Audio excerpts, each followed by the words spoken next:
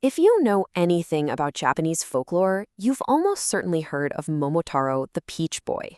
You know the story. A hero born from a giant peach who teams up with his animal friends to go fight some demons. It feels like a classic, simple tale of good versus evil. But what if I told you there's a much darker, way more complicated history hiding just beneath the surface? Because that same hero, born from a peach, was also turned into a powerful symbol for imperial war. And that's the incredible story we're diving into today, how this simple fairy tale character was completely reshaped into a tool for nationalistic propaganda. All right, so to really understand how the story was twisted, we first have to get on the same page about the version most of us know and love, the classic tale of the Peach Boy.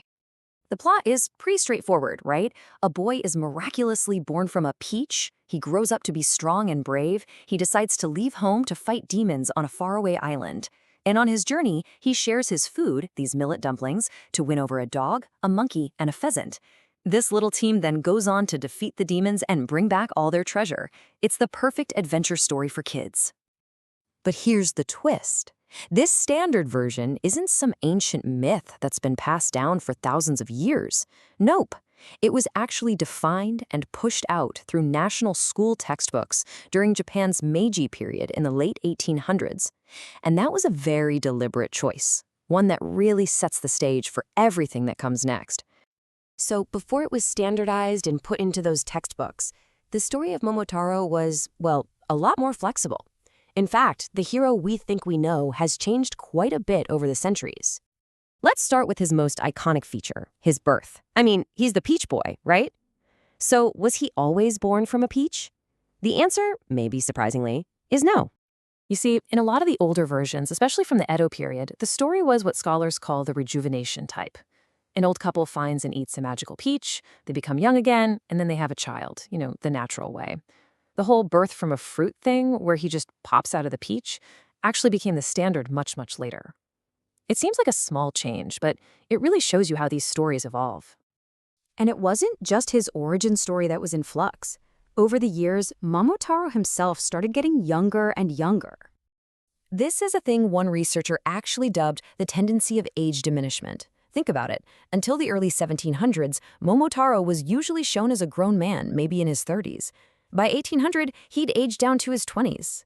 And then, right around the time the story was being standardized in the late 1800s, he was explicitly written as a teenager, just 15 or 16 years old. This shift from a full-grown adult to an adolescent hero is absolutely crucial.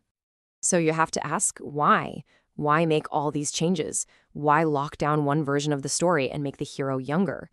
Well, this brings us to the biggest and most important transformation in Momotaro's history, his journey from a simple folk hero into a full-blown propaganda icon. And people saw the danger in this. As early as 1925, critics were already sounding the alarm. The novelist Yamamoto Yuzo warned that teaching this new version of the tale was basically telling Japanese kids to think of all foreigners as demons that needed to be conquered. And you know what? He was spot on.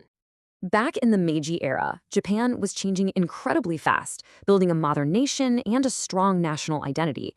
And the government took control of education to push that agenda. The Momotarō story became a perfect tool. In the textbook versions, he wasn't just some kid on an adventure. He was a military commander fighting for great Japan. And the demons? They weren't just troublemakers anymore. They were described as purely evil beings who ate people and stole from the emperor's land. All of a sudden, Momotaro's quest wasn't just heroic. It was a morally justified military mission. This propaganda created a really clear, really simple wartime allegory. Momotarō now stood for the Japanese government and its imperial army. The Oni, the demons, became a stand-in for any and all foreign enemies. Demon Island was enemy territory, and the treasure they brought back, well, that represented the spoils of war. The fairy tale had become a straightforward metaphor for Japanese military expansion. And this was not subtle at all. During the First Sino-Japanese War, the textbook said the demons lived northeast of Japan, a pretty obvious reference to King China. Then, during the Russo-Japanese War, you had cartoons showing Momotarō fighting Russian northern devils. By World War II, this was in full swing. Momotarō was starring in films and cartoons as the heroic symbol of Japan, fighting the Allied powers, who were of course cast as the evil demon. This strategy of weaponizing a folktale was so systematic, so widespread, and so effective that the historian John W. Dower actually gave it a name, the Momotarō paradigm. It became the textbook example of how a piece of culture can be drafted to serve the state during a time of war. So, after having this intense history as a propaganda tool, where does that leave our Peach Boy today? I mean, how is he even remembered?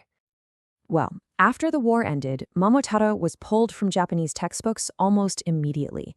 His role as a nationalistic symbol was basically scrubbed clean, and the story was allowed to go back to being what it once was, a children's tale. And today, that's pretty much how he's known. He's a role model for kids, brave, kind, and strong, with his complicated past largely forgotten by the general public. And that brings us to a final thought.